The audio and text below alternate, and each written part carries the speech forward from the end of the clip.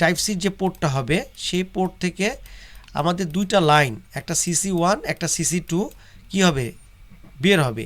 এবং দুইটা লাইন থাকে, একটা হলো মানে একটা থাকবে ভি বাসটাতে তুমি পাবা হলো 5 ভোল্ট, আরেকটা থাকবে ভিকন, ওটা তো পাবা 5 ভোল্ট। আমি ডায়াগ্রামে যাই, ঠিক আছে, ডায়াগ্রাম থেকে দেখাই।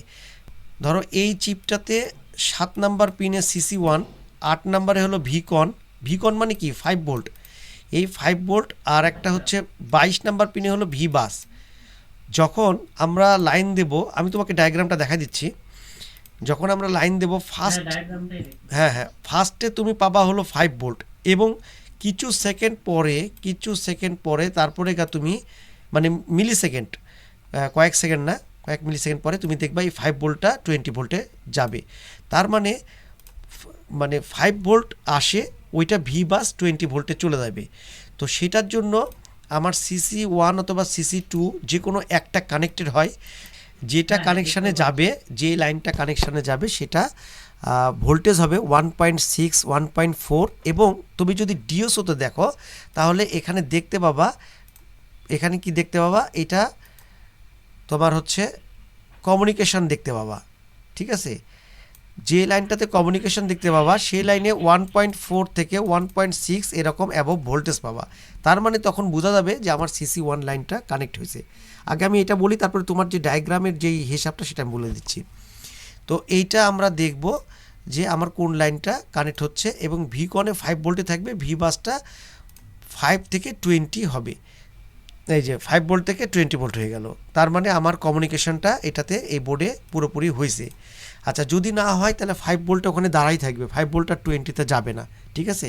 তো এখান থেকে আমরা এই জায়গাটা দেখলাম। এখন আমি যদি ডায়াগ্রামে যাই, তো এটা ডায়াগ্রামটা আমি ওপেন রাখছিলাম, এখানে রাখছি। এই যে ভি বাসটাই হলো তোমার 20 ভোল্ট। তো এইটাতে টাইপ সি থেকে তোমার ভোল্টেজ আসবে, ভোল্টেজ আসার পরে তোমার এই বোর্ডটাতে সুইচ আছে, তো সুইচের মাধ্যমে ইনপুট এবং আউটপুট হবে। ওইটার যেই ভিডিওটা আমি দেখাচ্ছিলাম সেই ভিডিওটা পার হয়ে গেল।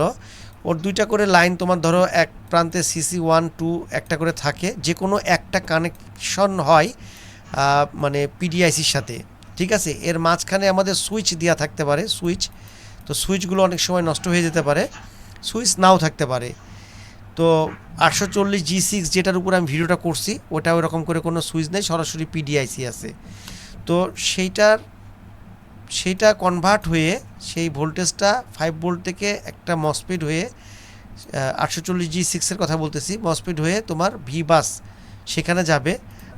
7 8 9 আমি এটা দিয়েই করবো নে। আর 22 নাম্বার এটা হলো ভি বাস। তুমি তোমার ডায়াগ্রামের মধ্যেও ভি বাস পাবা, এবং সেটা চেক করতে যায় তোমার 5 আছে না 20 আছে কি হচ্ছে সেটা দেখবা।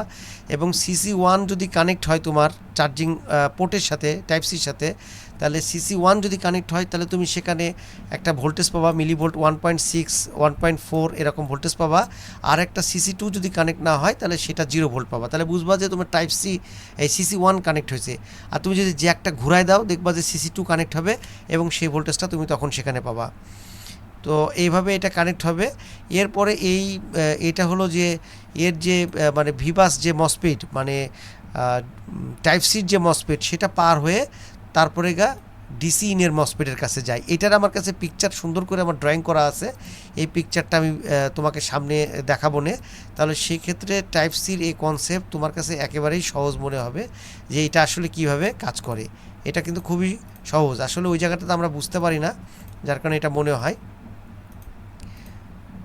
আর সাধারণত এই যে এখানে ক্যাপাসিটার থাকে, এই যে ক্যাপাসিটার থাকে, ক্যাপাসিটারও শর্ট হয়ে যায়। শর্ট হয়ে গেলে কিন্তু তোমার এই 20 ভোল্ট আর জেনারেট হবে না। আর এই পাশে যে এখানে যেই সার্কিটটা আছে আমরা তো দেখছি যে এখানে যে মসফেটগুলো আছে, এটা ফার্স্টে তুমি যদি ডিওসও দাও, প্রথম স্টার্টিংয়ে এখানে হলো PWM সেকশন কাজ করবে, পালস হবে, এ পাশে স্টেট তুমি ভোল্টেজ পাবা, যেটা তোমার হলো CLR হয়ে আউটপুট হবে। আর এখানে থাকবে হচ্ছে ডিসচার্জিং মসফেট। হ্যাঁ হ্যাঁ আসি না সমস্যা নাই, বলেন। আচ্ছা, আর আমরা অতটা এক্সপার্ট না, এমনিতেই ছোটখাটো আর কি। না না না, শুনেন, আমি ধরেন সামনে তো আরও আলোচনা করতে থাকবো, তো এইগুলো যদি কোনো কারণ আপনাদের জানা থাকলে তো অবশ্যই ঠিক আছে, কোনো অসুবিধা নাই। আর যদি কোনো কারণে এমন হয় যে হয়তো আমার বোঝানোর আরেকটু অন্যভাবে বলতে হবে, তাহলে সেক্ষেত্রে সুবিধা হবে। আপনারা যেটা ভালো হয় আপনারা বললেন, আমি সেইভাবে তখন হয়তো না গাইডলাইনটা আপনি করতে আপনার পারবো। মতন করে বুঝাইন, তাহলে বুঝতে পারবো, সমস্যা নেই। ঠিক আছে, ঠিক আছে, তাহলে আজকের মতন বিদায় নিই ভাই, কথা হবে ইনশাল্লাহ। আচ্ছা, সবাই ভালো থাকবেন। আসসালামু আলাইকুম। আল্লাহ হাফিজ। ওয়ালাইকুম আসসালাম ভাই।